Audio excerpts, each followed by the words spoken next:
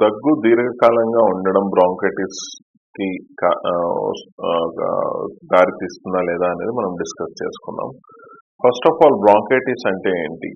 అసలు ఇది ఎన్ని రకాలుగా ఉంటుంది? అండ్ దీనికి కారణాలు ఏంటో చూసుకుందాం. సో, ఒక పేషెంట్‌కి బ్రాంకైటిస్ వచ్చింది అంటే దాని లక్షణాలు వచ్చేసి ఒక 2 లేదా 3 వారాల కంటే మించి దగ్గు ఉండడం. దాంతో పాటు నడిచినప్పుడు ఆయాసం రావడం కూడా బ్రాంకైటిస్ లక్షణమే.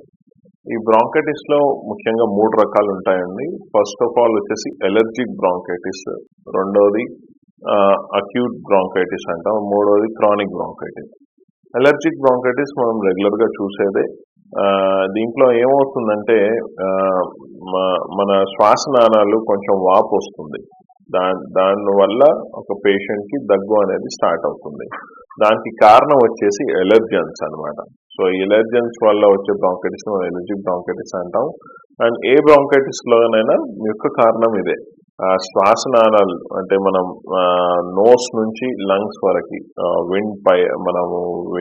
ఏదైతే ఎయిర్ వేస్ ఉన్నాయో దాంట్లో మనకి డ్యూ టు వేరియస్ రీజన్స్ వాపు వస్తుంది అనమాట. స్వెల్లింగ్ అంటాం, ఇన్ఫ్లమేషన్ ద్వారా. దాని వల్ల వచ్చే డిజీజ్ని బ్రాంకైటిస్ అంటాం.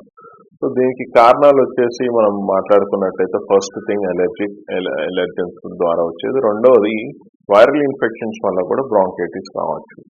మూడోది క్రానిక్ బ్రాంకైటిస్. క్రానిక్ బ్రాంకైటిస్లో ఏంటంటే డ్యూ టు వేరియస్ పొల్యూటెంట్స్ అనమాట. మనం బయట ఎక్స్పోజ్ అయ్యే వాటికి మనకి బాడీ ఎఫెక్ట్ చేసి దానివల్ల దగ్గు వస్తుంటుంది. దీన్ని క్రానిక్ బ్రాంకైటిస్ అంటారు.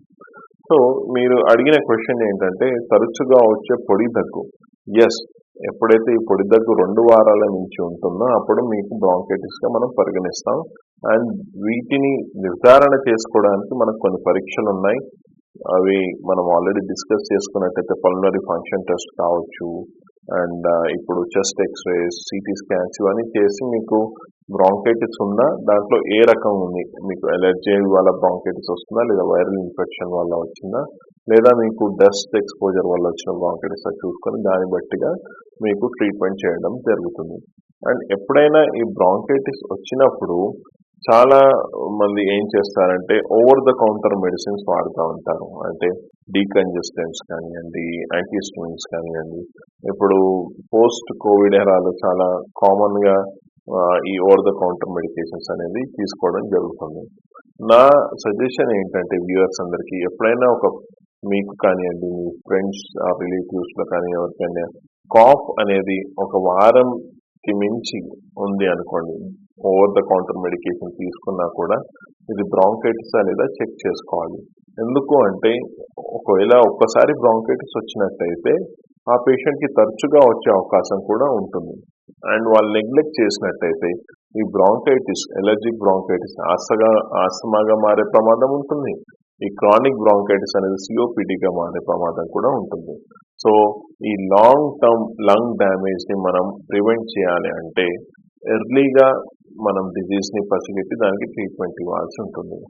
అండ్ ఈ బ్రాంకైటిస్కి ట్రీట్మెంట్ ఆప్షన్స్ వచ్చేసి ఒకవేళ ఎలర్జిక్ బ్రాంకైటిస్ అయితే ఇన్హేలర్స్ కూడా వాడాల్సి ఉంటుంది.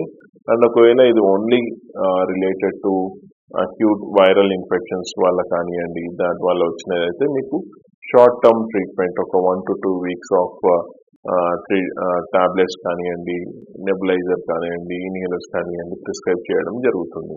సో రెగ్యులర్గా పొడి దగ్గు వచ్చినట్టయినా లేదా దగ్గుతో పాటు కఫం వచ్చినట్టయినా ఒక వారంకి మించి ఉంటుందనుకోండి, తగ్గలేదనుకోండి, దాన్ని డెఫినెట్గా మీరు పల్మనాలజిస్ట్ని కలిసి మీరు డెఫినెటివ్ ట్రీట్మెంట్ అనేది తీసుకోవాలి. బ్రాంకైటిస్ మీరు తొందరగా పసిగట్టినట్టయితే, దాన్ని ట్రీట్ చేసినట్టయితే మీకు ఆస్మా కానీ సిఓపిడి కానీ ఫ్యూచర్లో రాకుండా ఉంటుంది.